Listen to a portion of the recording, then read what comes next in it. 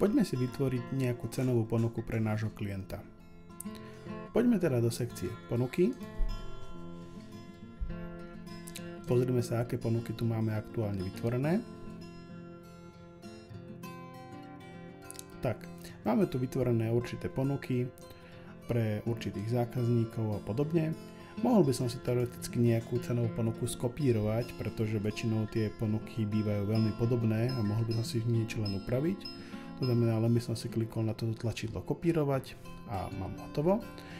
Alebo poďme si vytvoriť ponuku od začiatku a vysvetlíme si aj nejaké niancie. Takže dáme si nejaký názov, môže byť dodávka hardveru, vyberiem si menu, eur a ukladám. Tak, v rámci ponúk, tak vidíme, že sme si vytvorili už názov ponuky. Mám tu nejakú tlačovú zostavu, takže môžem si vybrať buď nejakú pôvodnú, alebo dá si ponuka Mango. Tieto tlačové zostavy si užívateľ vytvára svoje, môžete si pozrieť video o tlačových zostavách. Potom tu máme dodávateľa, môže mať viacero dodávateľov, viacero firiem. Máme tu odberateľa, takže vyberieme si nejakú firmu, napríklad ABC kompresory, môžem si vybrať aj osobu, pre ktorú tú ponuku robím. Ďalej tu máme platnosť, keď si ju nenastavíme, automaticky sa mi nastaví na 30 dní. Máme tu jazyk ponuky, môžem si ju nechať v slovenčine, v češtine alebo v angličtine, podľa toho sa mi vlastne nastaví aj text pre zákazníka, celková ponuka. Máme tu užívateľa, ten užívateľ sa volí automaticky podľa užívateľa na firme, alebo v nastaveniach si môžem nastaviť, aby sa mi volil podľa toho, kto vytvoril danú cenovú ponuku. Môžeme si vybrať produkt, ku ktorému táto cenová ponuka vlastne platí, notifikácie, veľmi zaujímavá funkcia, ktorá vás dokáže vlastne vás alebo toho, kto je vlastne užívateľ, notifikovať o tom, že zákazník si danú ponuku otvoril, prípadne, že vám ju akceptoval. A máme tu ešte šablónu povinných údajov, ktorú si vysvetlíme neskôr. Máme tu internú poznámku, ktorú nevidí nikto iný ako vy. Text za hlavičkou, môžeme si sem napísať nejaký text, aby ste vlastne videli, kde sa zobrazuje, a máme tu tabuľky s produktami. Dobre, poďme si pridať nejakú tabuľku s produktami, nazveme si ju hardware napríklad a pridávame si vlastne produkty z našich produktových kariet. Keď si kliknem do tohto polička, automaticky mi Mango začne ponúkať najpoužívanejšie produkty, ktoré v objednávkach alebo v ponukách mám. Takže poďme, pridáme si základnú licenciu Mango, môžeme si pridať aj Asset Family Security Pack. Isto si môžeme cez toto žlté tlačidlo pridať takisto voľnú položku cenovej ponuky, kde si, keď do toho klikneme, nič sa nestane a vidíte, že máme vlastne všetky polia odomknuté, to znamená, že naozaj toto je položka, ktorá sa nevyberia zo skladu, ale vytváram si ju na novo. Takže môžeme si dať napríklad dopravné náklady. Máme si, že to bude 500 km, merné kilometre, jednorázový náklad 0,5 bude predaj, takže 250 eur, môžem si nastaviť aj náklad a vypočítali by sa mi vlastne kompletná suma. Tak, môžeme si tam dať nejaký počet, tohto bude 20 kusov, tohto bude 30 kusov. Na tieto cenové ponuke celkom pekne vidieť aj to, že máme rôzne typy nákladov jednotlivých položiek. To znamená, služba Mango je mesačná služba, takže zákazník bude platiť 20 x 6 eur mesačne, čiže 120 mesačne. Máme tu Asset Family Security Pack, ktorý je 30 x 160 jednorázovo, takže vidíme, že to nám ročne, takže nám zaplatí 4800 eur ročne a máme tu dopravné náklady, ktoré nám zaplatí 500 x 0,5, takže 250 eur jednorázovo. Čiže vidíte, že Mango dokáže vlastne pracovať aj s takýmito vlastne jednotlivými typmi nákladov. Môžem si udať nejakú zľavu, ktorá sa mi aplikuje na všetky položky, alebo si môžem tú zľavu upraviť pre niektoré položky. Keď si chcem skontrolovať nejaké záležitosti k tejto skladovej karte, môžem si kliknúť na toto tlačítko a tu sa mi vlastne zobrazí daná skladová karta so všetkými informáciami. Keby som si chcel pridať viacero kariet a nechcem si ich takto vyklikávať, môžem použiť túto funkciu vložiť produkty a jednoducho si vyklikám, že chcem ten a tento produkt, zavriem si ju, stlačím to znova a tie produkty sa mi naimportujú z môjho katalógu produktov. Takže máme vytvorenú takto cenovú ponuku. Teraz máme vlastne jednu tabuľku a môžeme si ešte vytvoriť druhú tabuľku. Takže dáme si nová tabuľka, kde si môžeme dať práce a služby. Máme tu nejakú prácu.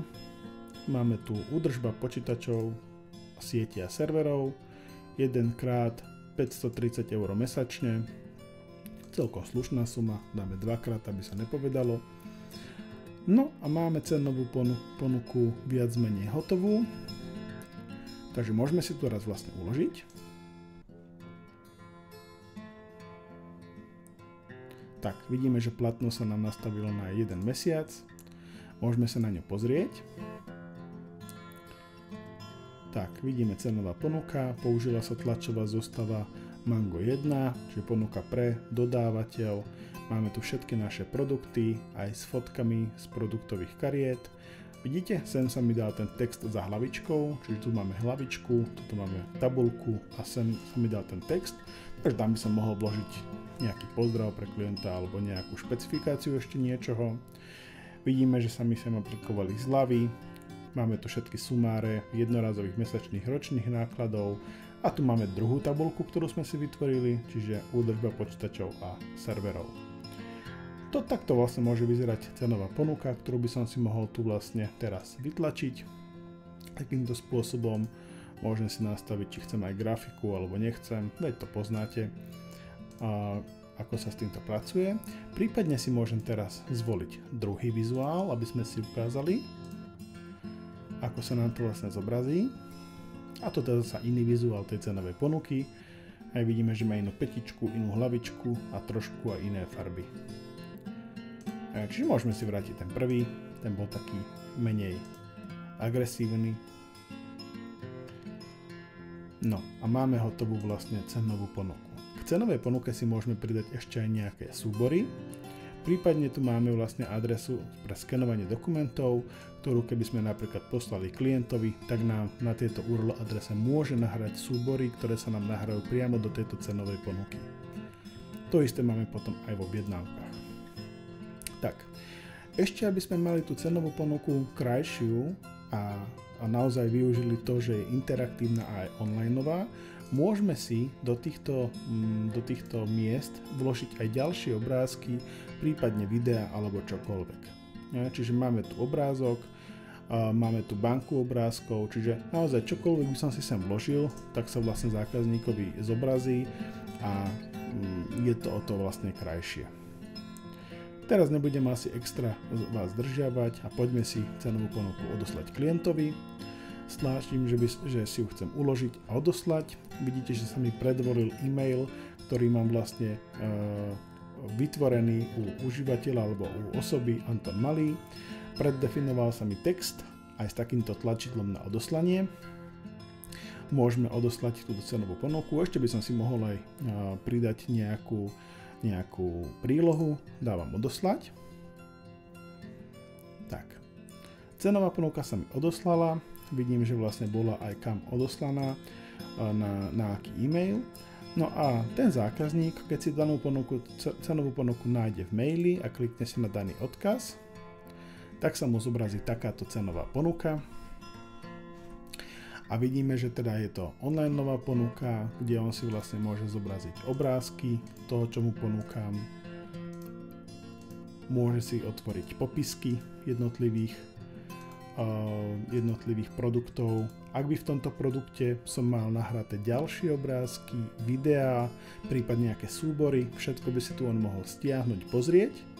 Takže naozaj je to trošku niečo iné ako nejaká PDF-ková ponuka, ktorú si otvorí niekde v maili. Toto je naozaj interaktívna cenová ponuka, ktorou môže pracovať. Môže vám ju elektronicky odsúhlasiť, napísať nejaký súhlas, prípadne môže napísať niečo, čo mu na tej ponuke nevyhovuje. Môže si ju vytlačiť, môže si ju uložiť do počítača, ale ja si ju teraz ako keby akceptujem. Takýmto spôsobom vám môže elektronický zákazník ponuku odakceptovať a máte hotovo. Tým, že sme v deme, tak sa mi teraz tieto stavy tu automaticky nebudú meniť, ale po správnosti by sa mi ukázalo, že ponuka je akceptovaná, prišla by mi vlastne notifikácia, keby mám tú notifikáciu zapnutú, že zákazník mi odakceptoval ponuku a ja by som mal vlastne po správnosti vytvoriť objednávku pre zákazníka a ďalej pracoval s tým, aby som mohol dodať vlastne tovar. Takže toľko to asi k vytvoreniu cenovej ponuky a k odoslaniu vlastne zákazníkovi. Ešte možno doplním, že v rámci analytiky sa potom aj zbierajú informácie o tom, koľkokrát si zákazník tú ponuku otvoril a ďalšie záležitosti, ale to už je asi téma, ktorú si vysvetlíme potom neskôr. Takže k ponukám zatiaľ asi všetko a v ďalšom videu sa pozrieme na to, ako sa z danej ponuky vytvorí objednávka, ako sa pracuje v objednávkach.